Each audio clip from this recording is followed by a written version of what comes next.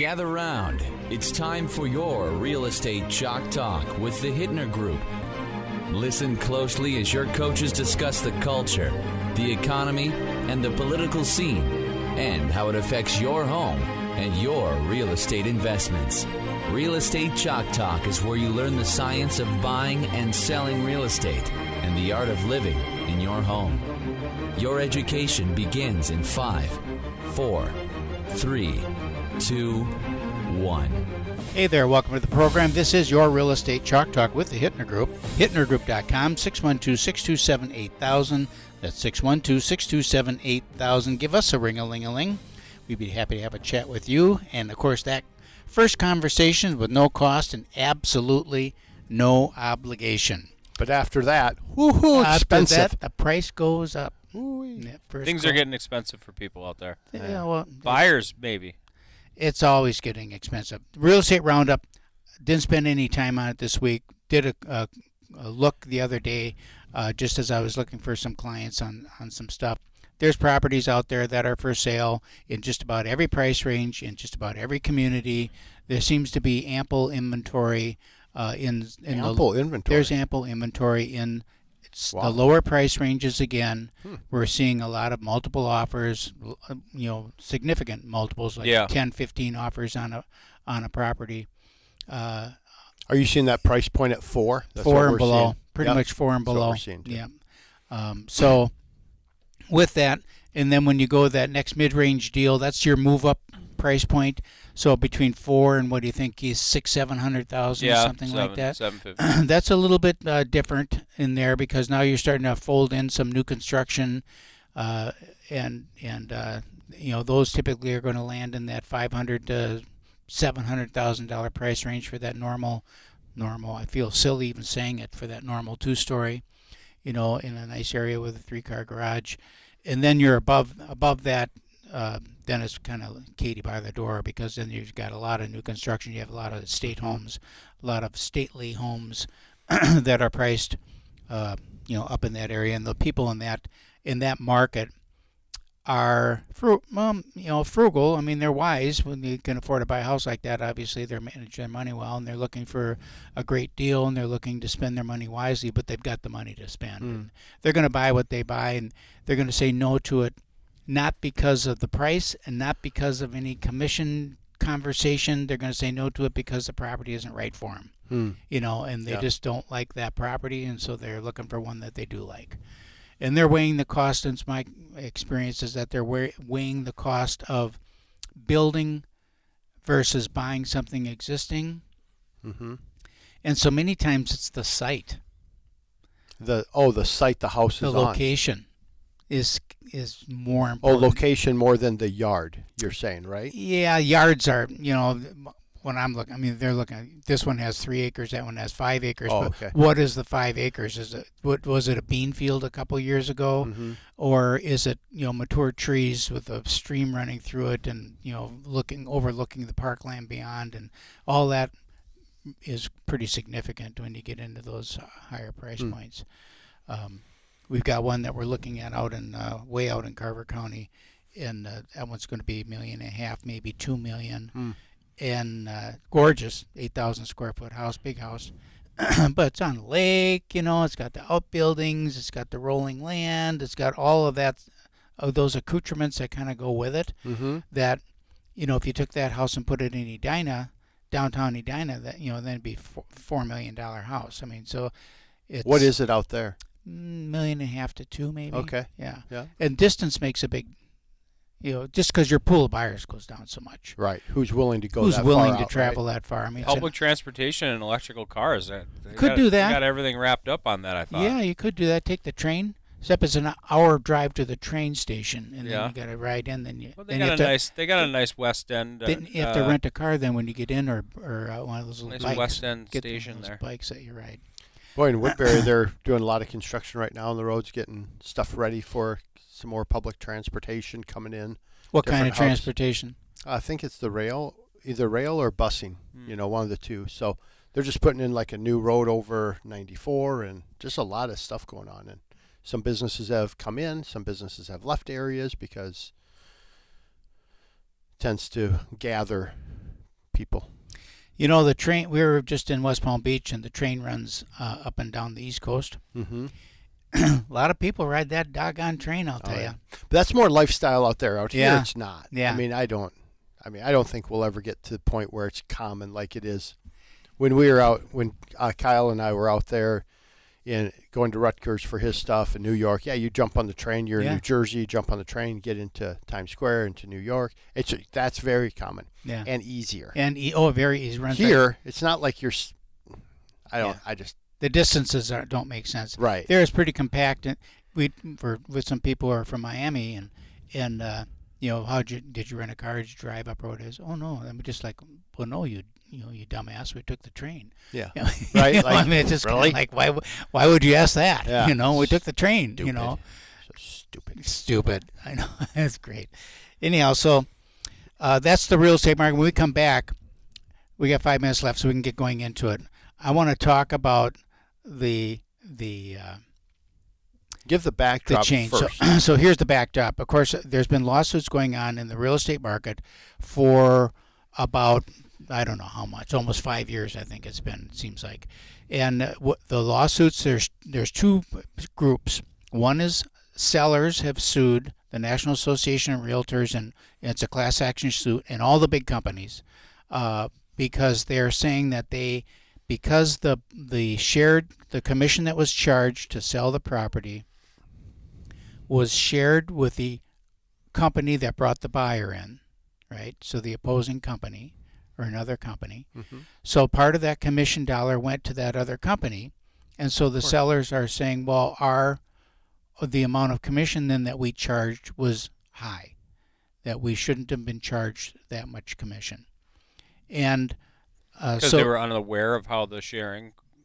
They were supposedly unaware of how the sharing was, and because of in my opinion, the incompetency of the National Association of Realtors and the group of attorneys that handled the case, seems to be a pretty doggone simple explanation to me. They lost. So now there's a $5 billion settlement against these companies, and they've lost.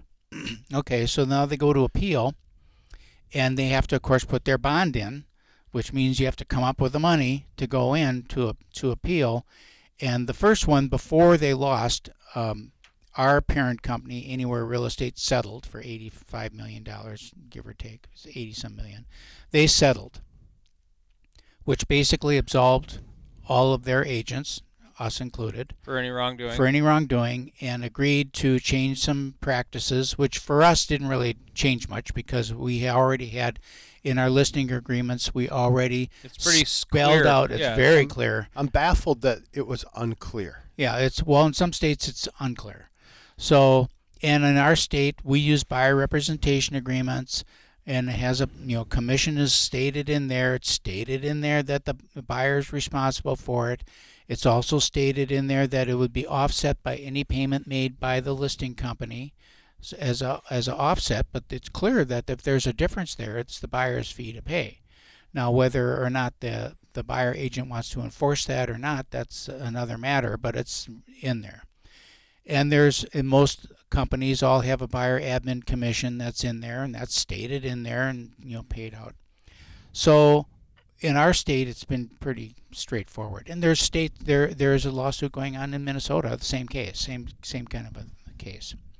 So they kind of collected all these cases up, and other companies, Keller Williams settled, Remax settled, Anywhere settled, and then it was going to go on, and so then you had EXP, and you had Home Services and the National Association. They were like, no way, we're not settling. Well, now the National Association settled, and they're going to have agreed to pay $400 million towards this class action over the course of the next 4 years, and they've changed some rules. Now it's nationally to kind of homogenize how things are done and get some standardization across all states, so everyone is doing it all the same. Was it not previously? So states could say, hey, this state, they disclose what you're paying. This state, they don't? It was kind of company by company and state by state. Really? Yeah. There's there's still like 15 states that don't have buyer representation agreements. They They don't require them at Hmm. all. They So don't isn't have it them, called but- National Association of Realtors? National, like But standards? the real estate laws, we're governed by what is it, Section 32 or 38 or whatever it is by the state's code. Well, we have Minnesota Association of Realtors and our No, I local mean the Association statute, of Realtors as well. So we're governed by the statute. And all states are. They have their state statutes that govern how real estate transactions are With the with the state of Minnesota, with the legislature. So we got 30 seconds left. We're going to have to break. I'm super curious where that 480 million and all those different millions go. It's just like if you've had a real real estate transaction in the last 3 years. Oh, the postcards are coming now. The postcards are coming now. XYZ dollars. You'll get $4.95. Sweet. Sweet. And the attorneys will get the other half. We'll be right back after these messages, and this is going to be a shockwave through the industry. We'll explain what it means to you as a consumer. Welcome back to the program. This is your Real Estate Chalk Talk from the Hittner Group, hittnergroup.com, Hittner Group.com, 612-627-8000. When we went out to break, we were talking about these lawsuits that have been brought by some attorneys, and now there's another one now that's coming out of Illinois, and that one was launched by the buyers.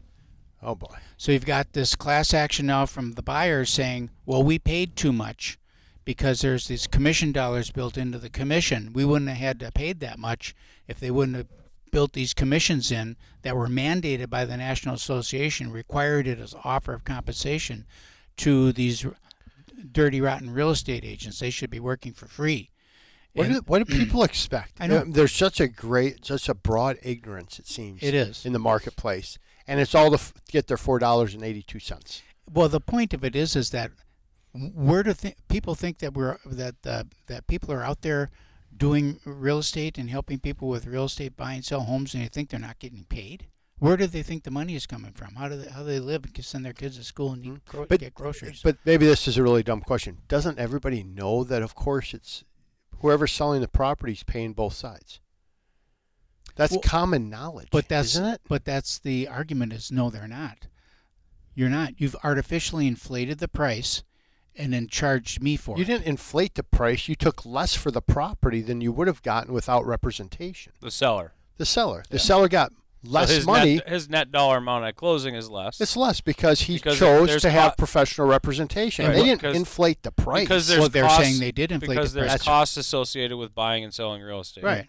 But they inflate the price. These are how the costs work, and then you have that conversation. And if you're having that conversation at transaction point with people when you're listing property and buying property and selling property, excuse me, then it's clear. But I think where the problem comes in is that there are all kinds of places and times and situations where people don't have those conversations. And so communication is a breakdown in all kinds of things. You know, friendships, marriages, business. If you're not communicating these things up front and it's not clear and evident, then you're going to have a problem. And that's kind of where it feels like we've ended up here, is that we have a problem because the communication's been poor. Here's, Calvin, think of this. Okay. I'm buying the house. I'm buying the house. I'm the buyer. Okay. You're the buyer. You're buying the house. Yep. And now you want to have the seller paid closing costs. Yep. All right. And so you say to the seller, I need $10,000 in seller paid closing costs. Okay. And the seller says no. Okay. All right. But you need the closing costs. Correct. What do? I either increase the value of that home. No, you don't increase the value of the home. I add it on top of. You add it on top. So you increase.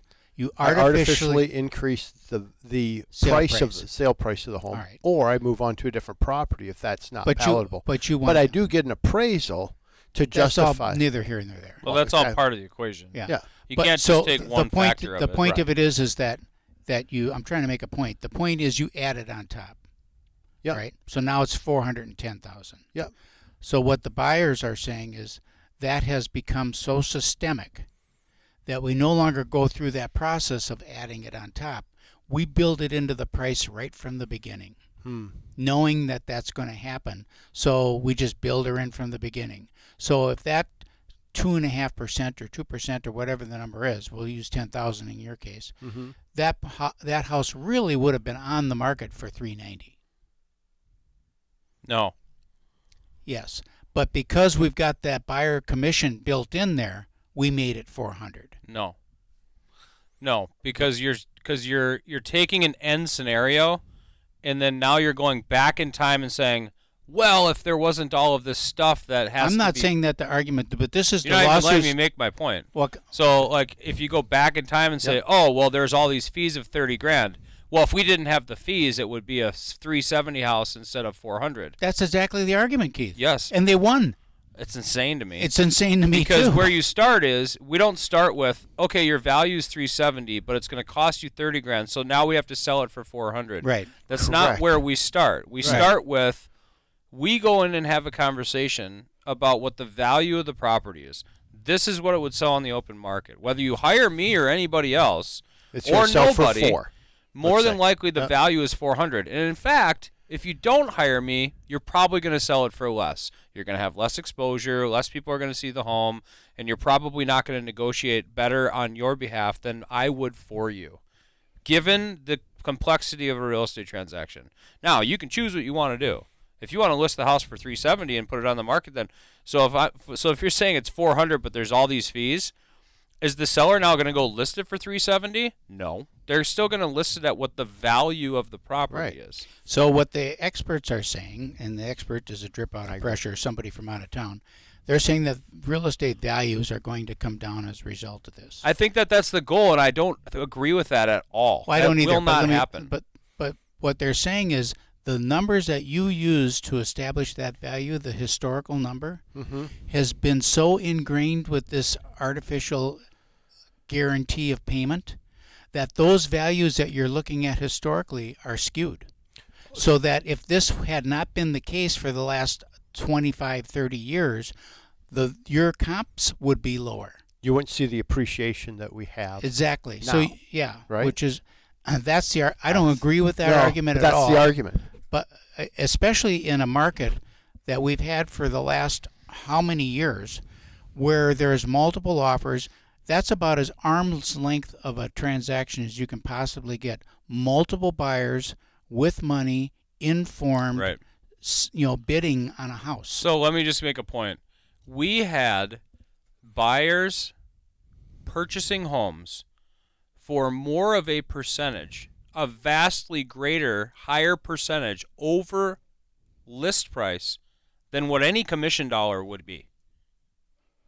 If you have a 6% commission on a $400,000 house, that's what, $24,000? Okay? We had people spending 10%. Right. 10% over asking price, 15%, 20% over asking price. Far greater than what any commission dollar would be. So if the argument that commission dollars is what has increased values at the rate that it did over the last 3 to 5 years, that's BS. It's not BS. even close to accurate. It's an inventory issue. It is. It's an inventory issue. However, so now that comes with these four categories of agents that look at this problem. They say different things. You've got the Anywhere Real Estate, our company, has said, look, this is the landscape that we're living in today, and we don't agree with it. We don't abide by it, but the fact of the matter is that this is the way it's going. And what is it? What is it specifically? What is it? Specifically, what it is our Department of Justice, the Department of Justice, wants separation in these commissions. They want pure separation. They don't want. Their goal is to have the seller hire their agent to market the property and handle that, and the buyer to hire their agent to negotiate on their behalf and pay them directly. And they want to eliminate any supplementation from one side to pay the other. That's the goal of the DOC. That is the goal. And how many deals don't we do that are zero down, minimum down, and now you're saying, oh, by the way, I know you don't have any money for down payment or closing costs. We're going to use this first-time homebuyer program or first generation coming out. But I'm sure you do have somewhere an extra $4,000 to $6,000 to pay your realtor. And if you don't, nobody to help you. Yeah.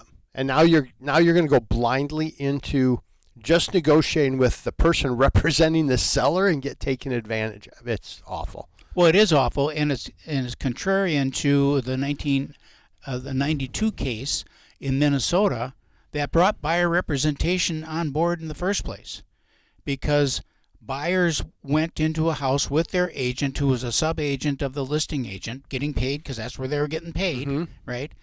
And they were like, well, we thought we had representation. And it's like, well, no, you never had representation. You didn't have representation. Everyone works for the seller. They're the ones that are paying for everything. So then all this whole buyer agency came about. All these forms came about. And what they said at that time was, it doesn't matter where the money's coming from. The representation, the agency law, all of that stuff still runs to the client, which is the buyer. Where the money comes from is a matter of mechanics of how that flows through, because buyers don't necessarily have this extra money. And for the listing company, it's just another marketing cost. Just like they would have run an ad in the Star and Tribune or built a website or bought signs or whatever. It's just another marketing cost. And this happens to be a very efficient marketing endeavor. Use of marketing dollars, Yeah, very good use of marketing dollars, because you've enlisted all other brokerage now. You've enlisted that property. It used to be, if you wanted a property from Edina Realty, you had to go to Edina Realty. It was their listing. You couldn't just waltz in there. You had to call the Edina Realty. It was their listing. Well, this made that property now available to every company, every broker, and opened the market up, and we have had a thriving market for 30, 40 years because of it. We'll be right back after these messages. This is Your Real Estate Chalk Talk with the Hittner Group, hittnergroup.com, Hittner Group. We'll be right back. We've been talking about all these lawsuits that are going on. Major changes coming in the real estate business by design, because there are powers out there. Department of Commerce, Justice Department wants these changes made, and they're going to just keep hammering on it until they happen. So it's a matter of how are we going to accommodate for this. I have a agent that actually used to work for us when we had RHS Realty, wrote in to the association, and he called the legal hotline and asked them if he could write into the purchase agreement, like some of the brokers have stated that, and seems to be a trend that they're doing, that states what they're going to get paid, because if it can't be published and nobody knows how much the commissions are, obviously a buyer agent who's been working with a client, people get paid for their work. So it just says it can't be published in the MLS, right? Earlier, last segment, you said that the goal is to completely separate these payments, right? Buyer side to seller side. Is that stated somewhere? That's yes. Yeah, it's in the settlement. So the settlement itself, though, says that you can't publish commission dollars in the MLS. Correct. That's what it is. That's right. The resolution. So well, there's more to it than that, but yes, that is essentially, it cannot be published. In fact, the line that it was there has got to be removed, so it's just no place for it. Can't put it in the notes, can't put it in agent remarks, can't be anywhere in the MLS, including... But why not if there's clarity, Keith?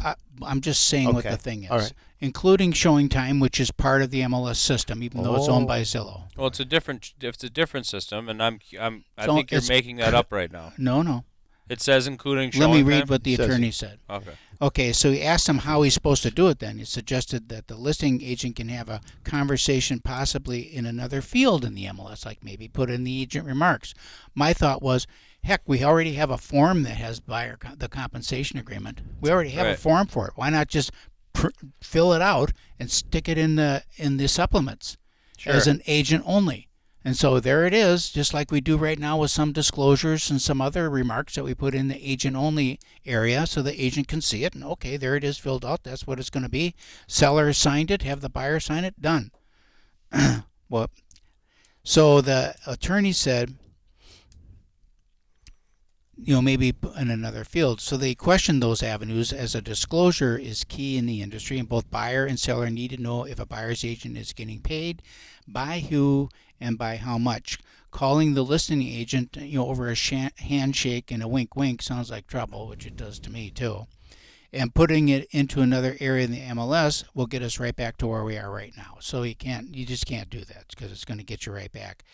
It's obviously an end around that will wind up in another lawsuit.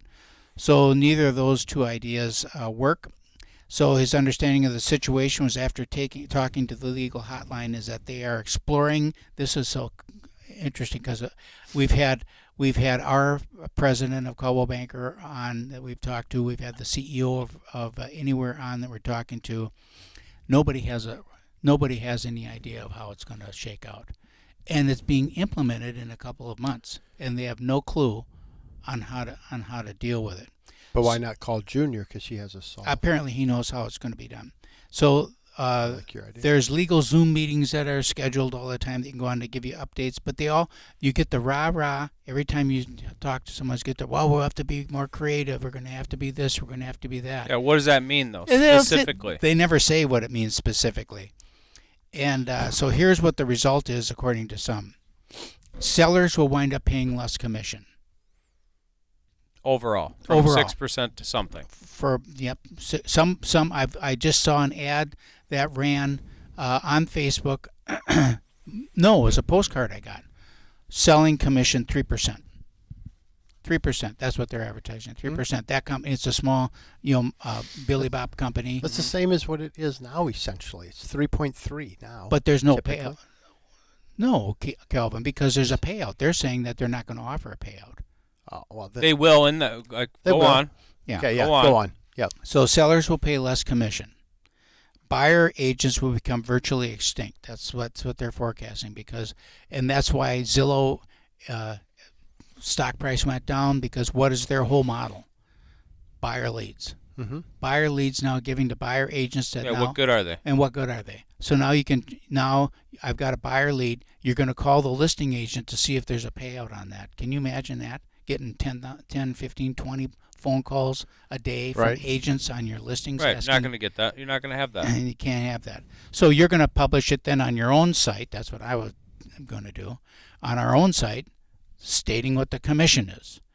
All the Zillows of the world and all that are going to have a workaround on that, because they take the feed directly from the MLS and put it up on their site. So if you even put it in the remarks somewhere, it can't be in the remarks somewhere. Somehow you've got to get that information to the public. Why couldn't Zillow come out and say, if you're going to receive leads, you have to pay out 2% to the buyer's agents? If they don't receive leads from them. Yeah. Their whole thing. That's why their churn. That's why their stock price went down. They're on the sell list because everybody's trying to figure out what to do. Everybody's trying to figure out what to do, and right now, buying leads for a buyer is not going to be good, because the buyer agents, you're going to have a lot of dual agency is going to become back to being like it was in '92, the norm, because a buyer, especially in their first-time home buyers, who don't have an extra 2% or 2.5% or whatever is laying around, are going to say, well, I'll just call the listing agent. All right. Now I'm the listing agent, and I got a property that's in that $350,000 price point in, XYZ suburb, nice house. You know that you're going to get 15 offers, and 10 of them are people without agents saying, will you write that offer for me? You know what I'm saying? Mm-hmm. So now the burden is going to get shifted back on the listing agent to gather all that, because he doesn't have 15 offers to review. He's got 5 offers to review and 10 offers to write with 10 different buyers. Mm-hmm. So it's like, okay, what's going to be the mechanics of going through all that? As a listing agent, do I need to actually write them, or can I just have a verbal conversation and over the phone with them and saying, what do you want to offer? This is what I want to offer. No, I'm not going to spend the time writing that up because it's not good enough. You know what I mean? Right. You're going to have a lot of that filtering going on. They're always using the European model, and the Australian model is kind of where they want to go to, where there's pure separation. Well, in England, there are no buyer agents. There are none. It's all listing. And they have attorneys. So as a consumer, you call the listing agent, negotiate with him, and get the price and terms and all set up, and then they turn it over to attorneys to actually write the purchase agreement. They also probably don't have first-time homebuyer programs, and they're probably not getting people into their homes for zero down. Well, they're probably not. Right. So so I mean, we have the most robust real estate economy on the planet. The reason is because we've developed a system over the last 40 years that makes it available to just about everybody. And for some reason or another, you've got forces on both sides who are trying to fracture that. And the number of agents they forecast will go just about in half, which to me is a good thing. I think it's awesome. Couldn't you just put on the MLS, please refer to seller's website or to the your website so that you can just put it on? You can't put anything like that in there. Oh, you can't? No, so no you can just put on your website house. To say, hey, we pay out 2% to all buyer in the agent notes remarks, you can probably say, call listing agent for more information. You can do that in the agent remarks, but you can't even put the number. Well, maybe you can put the number in the agent remarks side, but you can't have like a link out. Another another change that they're making within that in the MLS is allowing for incentives to be published. That was part of it as well. Did you read that? No. What kind of incentives are you talking about? Closing cost incentives and things like that. They're saying that is okay to do. Giving dollar amounts and things like that. It's part of it. Really? But it's in there now. We have. So I look at a PA. A lot of agent remarks, and not in the purchase agreement, in the MLS for publishing seller incentives for folks. Yeah, because I just got one yesterday from another realtor that said, "Oh, this realtor's offering the seller's offering $10,000 for a 2-1 buy down. Is that still a good idea?" That was the question. Here's another one. It says fewer homes will be sold subject to inspection. I don't agree with that one at all. I don't think that's true. If I got a buyer, unrepresented buyer coming to me and want me to write, I'm going to insist that they have an inspection because I want to get that layer between me and the courtroom. I want to say, here, yes, I'll write it up for you. I'll help you get financing, we'll arrange for closing, do all that stuff. I want you to have an inspection and want to be clear that you're relying on the inspection. I still fail to see how that's going to change real estate values and bringing them down. I don't think it will much. I mean, that's what some are saying. I know, but I don't see how that can be. That can't happen when you've got a shortage of inventory. It's correct. It's structurally impossible. Because the commission structure is not the driver of where values are going. Right. Interest rates are the worst thing. Calvin's deal, he's got the worst. Well, we'll talk more about that in the next segment. Real Estate Chalk Talk. We'll be right back. Get those great rates. Shockingly low interest rates. Shockingly. Shockingly is a good word, but I'd probably stop the sentence at shockingly. Okay. Just because we had another week just where mortgage apps were down due to kind of the rise again in rates. So now we're hugging. I always tell you where you're hugging, right? It was like mid 6s, upper 6s. Now you're hugging upper 6s, low 7s. So we're seeing some stuff right in that. Just teetering right there, man. And most deals are now coming with 1% discount. I just had one yesterday though where they said, the reality is we're going to refinance this in probably 6 months to a year out, right? Mm-hmm. We believe that there's going to be some dip in the market at some point. So I'm not going to spend 1% of my loan amount, and this was like $400,000. So I'm not going to spend $4,000 to get a rate that I'm going to get rid of within 6 months to a year. So kind of it makes sense, but then you just have to understand. Then your rate will start with a 7. And they're like, okay. I'm like, okay. And it didn't shift the payment too much, and they had room and stuff like that. Well, I would say that it's just like, if you're talking about someone who's buying purchase, people are buying because they need to buy a house. And the costs are the costs. Yep. And unless it makes it so that they can't, they're going to buy the house. Yep. They got to buy the house. Mm-hmm. Refi, okay, I can get that. Yep. And I'll give you another example. What's on a cash out refi? What is the most that you can take out? What DTI? You can go to 80, sometimes 80. With the second, you can go to 90. Okay. Well, that's the case. So I had someone ask me yesterday. They have a rental property, and they want to buy another one. And so then maybe I should do a cash out refi on my current rental property, and then I can take that money and then go buy another one as long as it can cash flow. I said, well, what's your interest rate on your rental property? He said 3.5%. I said, don't you refi that loan. Ever in your life. Do not refi that loan. That's an investment property or second home or something like that. You're not going to see. So it must have been a primary that they flipped into Yes. It's never been Yes. 3.5 on an investment property, even in the best of days. So I do not refinance at home. Get a second if you can. Yeah, but you're going to be limited to about 70% now, Exactly. 60-70%. Yeah, and that's going to be 8% or something. Oh, it'll be 8-9% on a second on an investment property. Yeah, for sure. Yeah. For sure. So what do you need the money for? He was going to buy another investment property. We can do one with 15. You try to scrape up some coin from somewhere else, buddy. Yeah. Exactly. Well, you need 15% down, right? Yeah. So we can do it with 15% down. So, find that somewhere else. And we can cash flow that, show them the cash flow on that to show them how that would never, ever make sense. Right. So rates are great, so cheap it's almost free. Give Calvin a call, 651-231-2500. Good show, everybody. That's it. I got something to add here. All right. Okay. Here's a scenario for you. So what say you on a move-up scenario then in the new commission world that you just laid out for everybody where buyer's agents aren't getting paid and they're virtually gone? Mm-hmm. That's not. Do you just now take 6% commission? And so are we right back to 6% commission then? So if we have a buyer, if we have a buyer and it's a $400,000 house and they're going to sell their house and now they're going to go buy another one, are you just not going to help them go buy another house now because you're not going to get paid for it? Well, who says you're not going to get paid?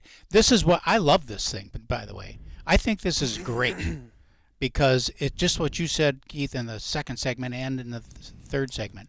It's a matter of communication. This is a conversation I had with somebody just last week. Listed their house. We went through in detail. My net sheet shows the buyer commission being paid and the listing commission. So they're very clear on what's going where. It's always.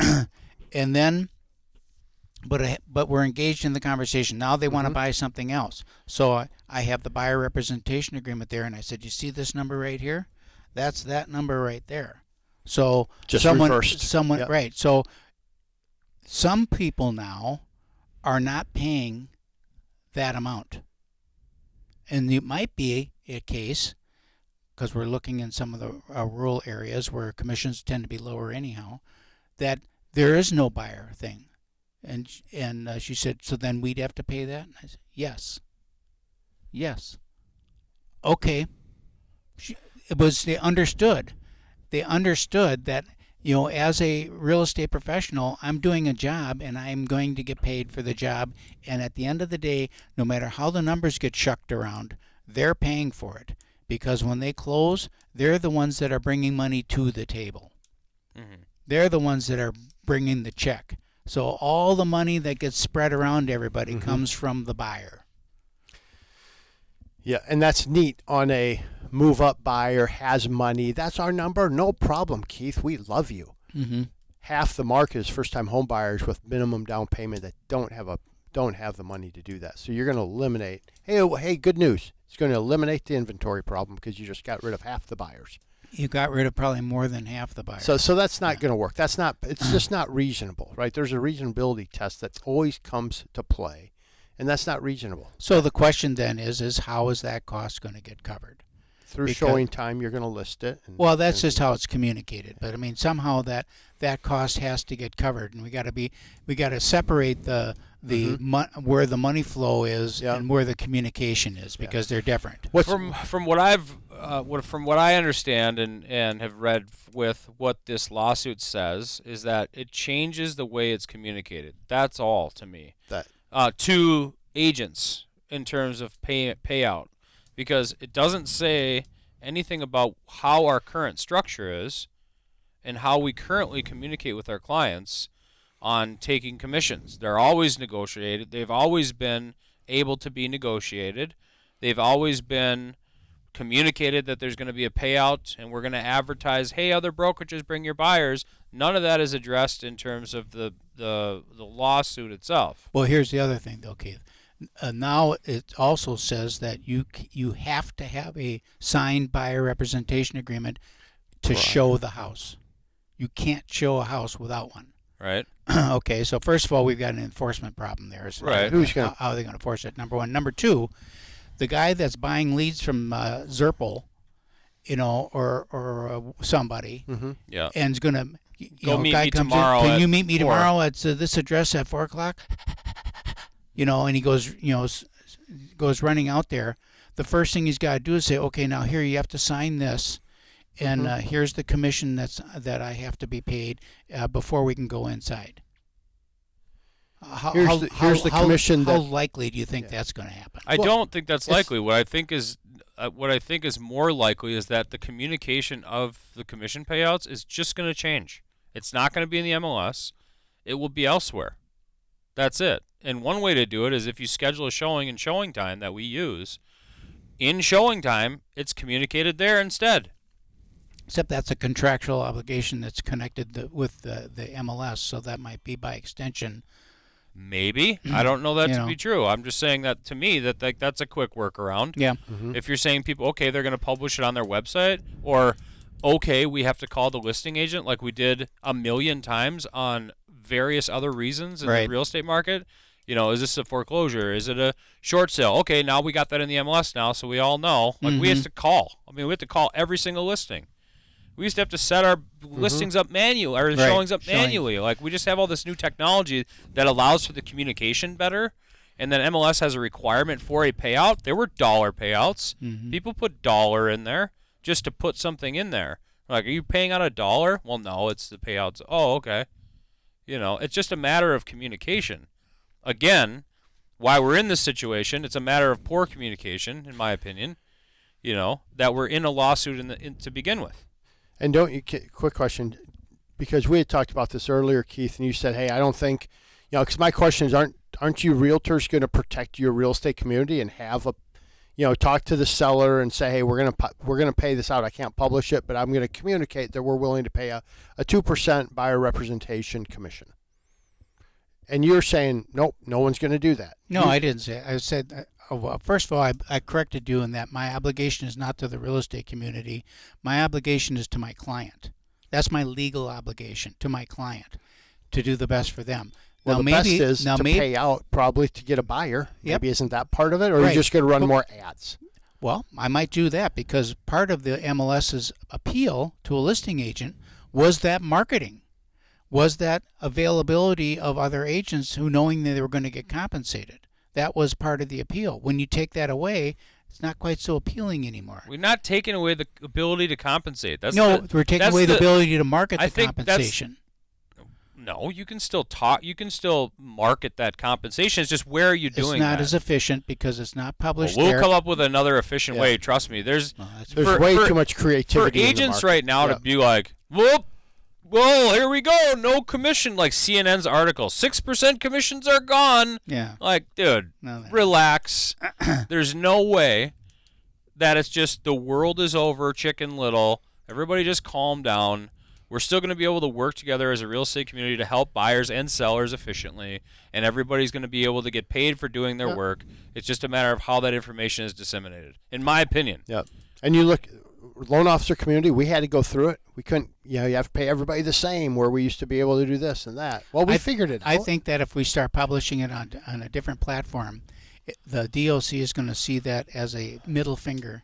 Saying, okay, well, we didn't publish on that. Now we're publishing it over here. And we're going to have another lawsuit to fight. Well, it'll be exciting to see how it plays out.